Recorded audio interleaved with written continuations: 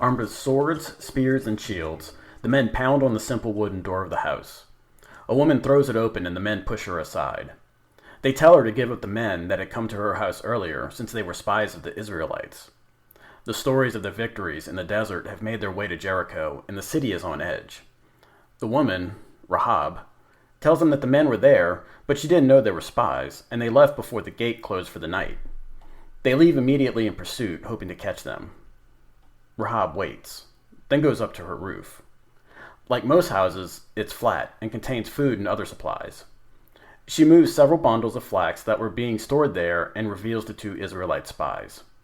After swearing an oath that she and her family will be protected when they seize the city, they leave by climbing down a rope from her window onto the ground below.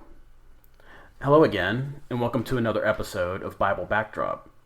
Continuing our series on daily life, this episode is going to be about houses during Bible times. What did they look like, and how do they compare to modern houses?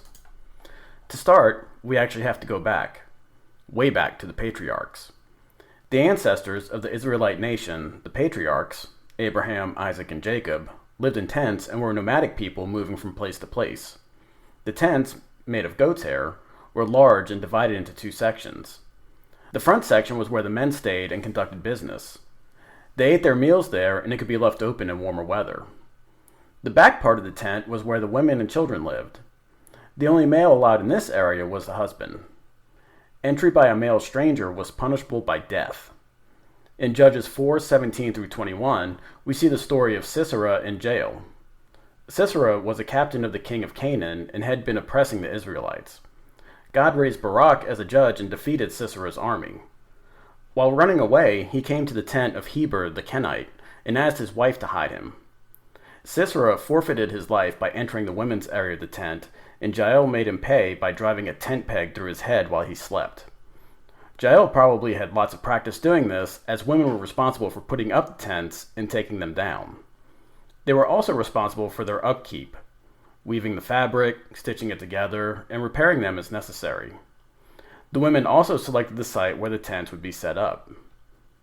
As they moved from place to place, the tents could be informally grouped to accommodate extended family.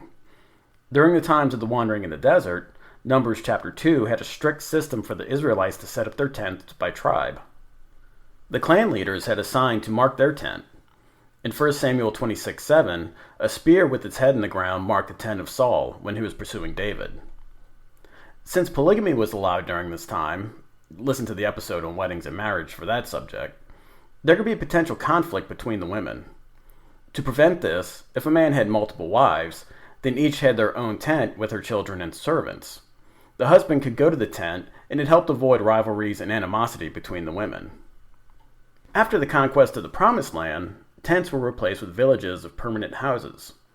Homes were made with mud, brick, or stone. Foundations were almost always made of stone for stability. Initially, the layout followed the tent model with a large room in the front and another room in the back. As time went on and families grew, the model changed to accommodate the additional people. Houses started including a central courtyard with rooms opening off of it. The size of the room was limited by the size of the beams. A room could only be as wide as the beam that supported the roof. The inner walls were made of clay or plaster that were then smoothed. They could then be decorated with frescoes, simple ones for the poor and more elaborate for the rich. Inside the rooms, benches made of mud or brick could be used for sitting, sleeping, or storage, and were built into the walls. Stairs or a wooden ladder would lead to the roof, which had more functions than the roofs of modern houses do today. I'll get into that a little later. Since the interior rooms were small and dark, most of the work of the home was done on the roof or in the courtyard. With that being said, let's look into the courtyard and see what was happening there. The daily life of the family revolved around the courtyard and had several features. First, there was the mikveh. This was a pool of clean rainwater used for ritual cleansing by both men and women. Next was a stone-based cooking area with a fire, cooking utensils, and sometimes an oven. Next, there were implements to grind up small amounts of grain, and they could be made from stone or clay. Then there was a covered area for people to work and talk, and another covered area for animals such as sheep and goats. Furnishings in a home could be pretty sparse. Most people only had cushions or mats to sit on the floor while eating. They slept on a padded mat filled with stuffing. Tables, couches, and chairs were only seen in the houses of the rich. Now we can go up to the roof. Unlike houses today, the roof of a house in Bible times was an extension of the living area. They were flat and sloped to let rainwater into a cistern since water was so scarce. They were usually built by laying brushwood across rough sycamore beams and binding them with mud. As a result, they leaked and were green in color from seeds that would sprout. A heavy roller was kept on the roof to compact the material after a rain. The roof acted as a storeroom for additional food and supplies. As we saw in the story at the beginning of the episode, Rahab protected the spies by hiding them in the stalks of flax stored on her roof. It was also used to dry crops and other food. The roof could be a gathering place for people to talk, especially in the evening. The Bible also mentions it as a place of prayer in Zephaniah 1:5 and Acts 10:9. In the heat of summer, people even slept on the roof. Since many generations lived in the same house, it may have been the only private spot. So great was the use of the roof that Deuteronomy 22:8 commands that roofs should have a parapet, or a low protective wall, so that nobody could fall off. In some places, the roof would be made into an upper room. Elijah lived in one provided by a widow in 1 Kings 17:19. Peter raised Dorcas from the dead in her upper room in Acts 9:37. And of course, Jesus and his disciples ate the Passover meal before his crucifixion in an upper room. The last details we're going to look at is lighting, heating, and windows. Lighting was limited, which is why most work was done outside during the day. Oil lamps provided some light in the evenings. To provide the greatest amount of light, a lamp was put as high as possible. It was either connected to a projection in the wall, hung from a ceiling, or placed on a lampstand. Heating wasn't as necessary due to the climate. If it was necessary, it came from a small charcoal brazier. Some homes did have a chimney, as noted in Hosea 13:3, but most homes did not.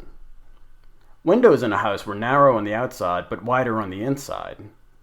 This was to prevent intruders from breaking in. They were often set high in the walls for the same reason. As I said earlier, most houses were made of mud bricks. Later in Israelite history, stone houses became more common. Most of the country used white limestone, with two exceptions. In Galilee, they used a black basalt, while on the coast, they used a yellow sandstone. To wrap up this episode, I'm going to answer the question that's probably been nagging you since the beginning. Where did people go to the bathroom? Archaeological digs have found several latrines and often would be shared by several homes. They were in private, discreet locations away from the houses. In Deuteronomy, God instructed that the Israelites designate a place outside the camp as a latrine, dig a hole, and cover up the aftermath. This was carried over into the Promised Land and kept things sanitary. On that note, we're done with another episode of Bible Backdrop. Thank you again for listening, and I hope you enjoyed learning about houses in Bible times. If you're enjoying Bible Backdrop, please subscribe and leave a 5-star rating and review. Word of mouth is still the best way for the podcast to get around, so tell a friend to subscribe. If you want to get in touch with the show, you can email me at biblebackdrop@gmail.com. Have a wonderful week.